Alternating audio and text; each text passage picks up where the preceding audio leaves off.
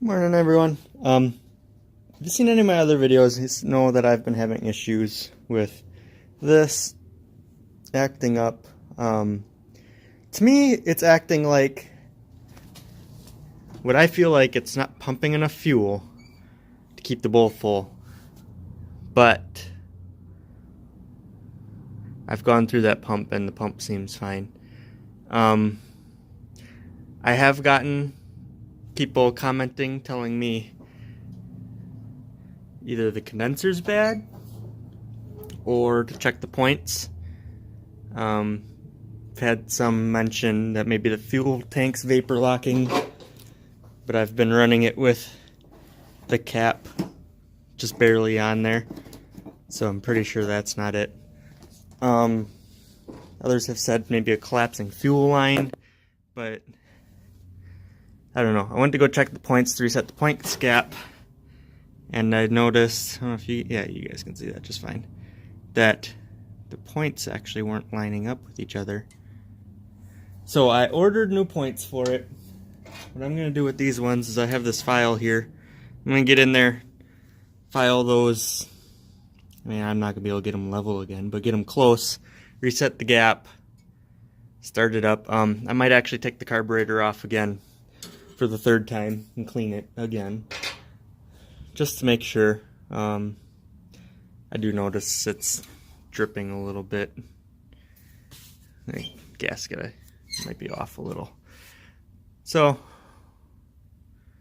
we'll take it apart and see what I find. I'll show replacing the points too in this video. It's just gonna be, I ordered them like 10 minutes ago, so it'll be a while before they get here. But yeah, that's what I'm doing. I'm trying to think if there's anything else that... No. So, I'll set you guys up and show you how this stuff comes off, I guess. Alright, for the carb, pliers, fuel line off. Don't spray fuel everywhere. Because it does have a pump, it shouldn't leak out. You get in here with a wrench, and there's actually a bolt, one on each side.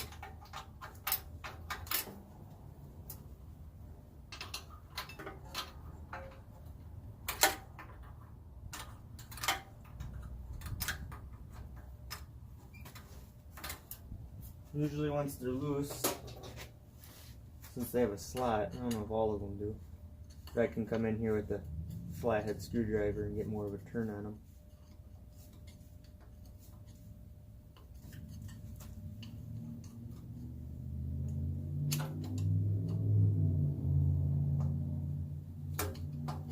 Usually. That one's finger tight. Before I get too far though, I'm going to go ahead and take the linkages off. This one here, you just kind of pry the clip up and it should pop off. You can swing that down out of the way. And then this one, choke cable, I just undo it completely, pull the cable off, just set that to the side. Then these bolts, since they're hard to get at, you actually don't have to take both of them all the way out. You just loosen one quite a bit, take the other one completely out, and because it's, I don't know if you guys can see, sort of, you can see right in there, it's slotted. So once you get one out, you can slide it off the other one, which is a big help.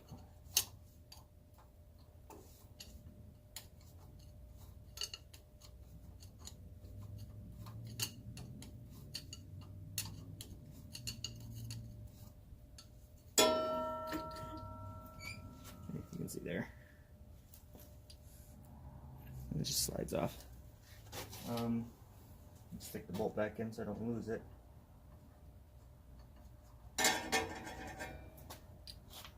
I'm gonna go set this off on the bench and we'll work on the points next.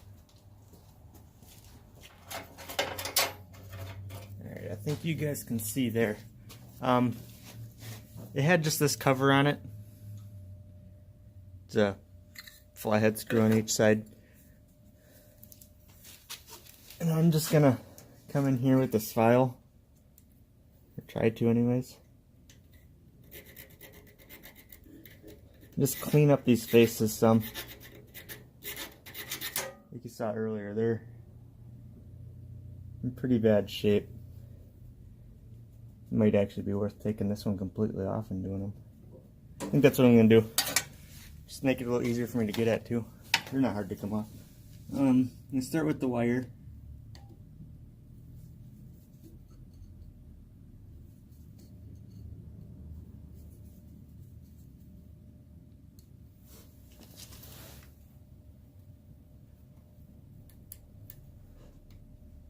Actually, I'm gonna take it completely off first because that seems like it's got a lot of tension on it.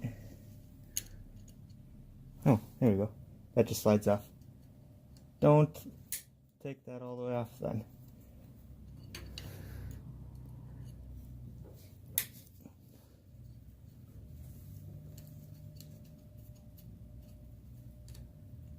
Sorry if you guys can't see. You can see this gasket's completely shot too. It just falls apart. I try saving as much of it as I can till the new one gets here, but yeah, it's trashed.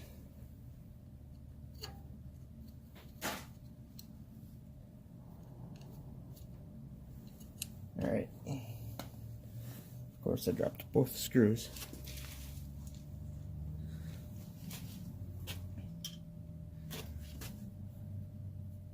Now that it's off, I can take it further apart. I can actually open these up further and get in there with the file. Clean those faces up. If you don't know which ones I'm talking about, it's right, if I can get that to focus. There we go. Right here and right there, where they touch each other. These ones were making contact off to the side.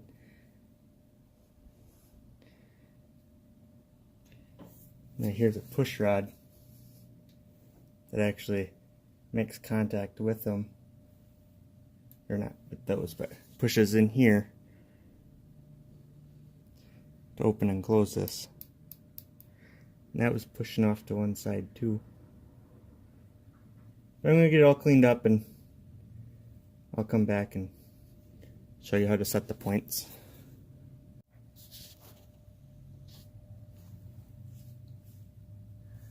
Okay, points are all cleaned up and on. What you want to do to set these, as you can see there's a screw here. This adjusts, the screw here is the lockdown for how big your gap is in your contacts, which you can see are in there. A push rod right back here from the motor is what pushes on this and opens the points. And that tells it when to spark. What you want to do is I have a 20 thousandths feeler gauge. And you come in, you loosen the screw. Well, stick the feeler gauge in. And you loosen the screw and then you tighten it again.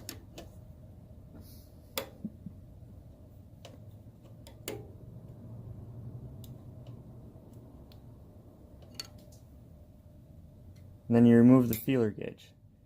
If you got it right, you should feel just a slight drag on the feeler gauge when it's in and out. You want to make sure that you turn the engine over by hand, or whatever means necessary.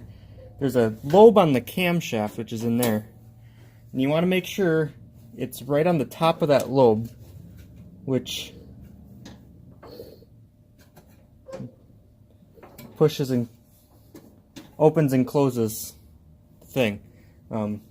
So that's that. I'm gonna get this all cleaned up and buttoned up, and I'm gonna take the carb apart again and make sure it's all blown out. I'm not gonna film that, so hope you learned something. If you guys seen anything I did wrong, let me know. There's a possibility. Thanks for the help, you guys, on the tractor page on Facebook, and the guys on the Colt Case forum. You guys have been a big help on this thing. So, like, comment, subscribe on the video. I'll see you next time.